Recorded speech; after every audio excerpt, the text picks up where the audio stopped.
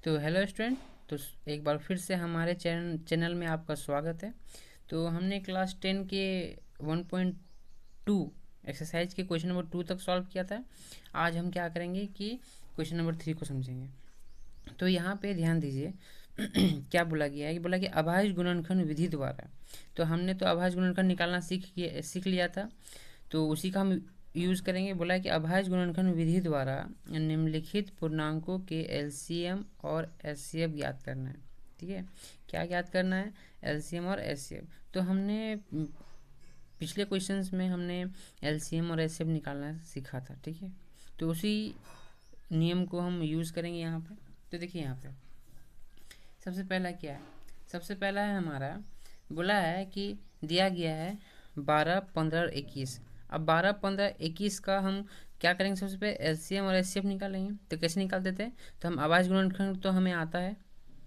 तो 12 का अभाज्य गुणन क्या होगा? 2 गुने 3, और 15 का 3 गुने 5, और 21 का 3 गुने 7।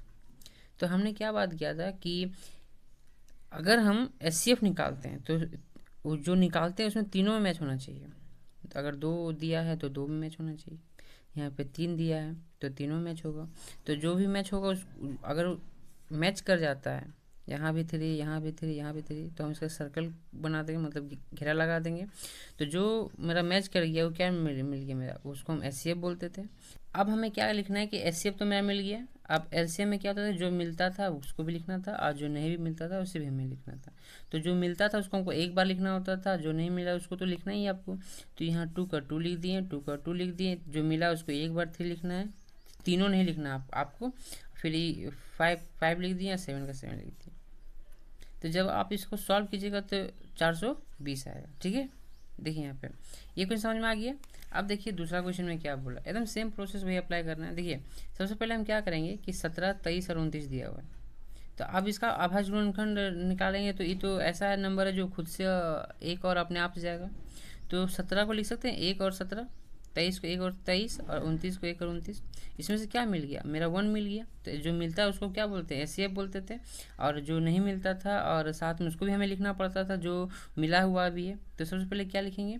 और ये 17 क्या 17 लिख दिए, 23 का 23, 29 का 29, और इंटू यहाँ 1 लिखिए। कभी तो कुछ दिक्कत नहीं है, और नहीं भी लिखे तो कोई दिक्कत नहीं वैसे। तो आप इसको मल्टीप्लाई कर दीजिएगा तो इसका आपका ये निकल गया। ठीक है, तो ये आपका एचसीएफ और एलसीएम दोनों निकल गया। यहाँ तक तो क्लियर हो गया। चलिए नेक्स्ट क्वेश्चन की ओर बढ़ते हैं। देखिए यहाँ पे अब थर्ड नंबर क्वेश्चन में क्या बोलता है कि 8 दिया है, 9 और 25। तो 8 का हम अभाज्य गुणनखंड निकालेंगे। तो क्या होगा? 2 गुने 2 गुने 2 गुने 1 लिख सकते हैं। 9 का हम लिख सकते हैं 3 3 इंटू 1, और 25 को 5 इंटू 1। यहाँ तक लिख सकते हैं। अब हमको यहाँ देखना है कि कौन सा मैच कर रहा है। तो क्या मैच कर रहा है? मेरा 1 मैच कर रहा है, तो इसका एचसीएफ क्या हो जाएगा? 1 हो जाएगा। और एलसीएम का तो आप जान ही रहे हैं कि कैसे निकाला जाता है। तो सब टर्म को लिख देंगे। यहाँ अगर आप 1 लिखना चाहते हैं तो ठीक है, वैसे कोई दिक्कत नहीं है। आप इसे मल्टीप्लाई कर दीजिएगा तो हमारा इतना आ जाएगा। तो आपको यहाँ तक समझ में आ गया हो कि एचसीएफ और एलसीएम कैसे निकालते हैं। ठीक है, बढ़ते हैं आगे क्वेश्चन की ओर। देखिए क्वेश्चन नंबर 4 में क्या बोलता है? क्वेश्चन नंबर 4 में क्या बोलता है कि एचसीएफ जो है हमारा 306 और 657 बराबर 9 दिया है। ठीक है, ये हमारा एचसीएफ दिया हुआ है। बोलता है एलसीएम हमें ज्ञात करना है। एलसीएम हमें क्या करना है? ज्ञात करना है। तो दी गई संख्याएं, दिया गया जो संख्या वो कितना है? 306 है तथा 657 है।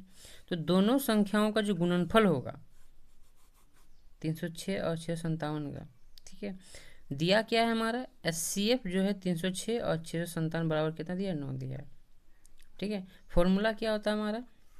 फॉर्मूला होता है हमारा एलसीएम एलसीएम बराबर होता है दोनों संख्या गुणनफल बटा एचसीएफ।